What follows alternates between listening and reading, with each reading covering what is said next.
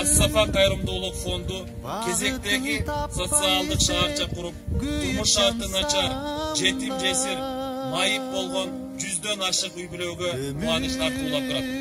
Урматтуу жаңы конуштун ээлери, конушуңуздар бакыт байырлаган, ырысты ырологон куттуу ордо болсун. Ылайым үйүңүздөрдөн балдардын күлкүсү жаңырып, уулу үйлөп, кыз чыгарган жакшы күндөргө жетиңиздер.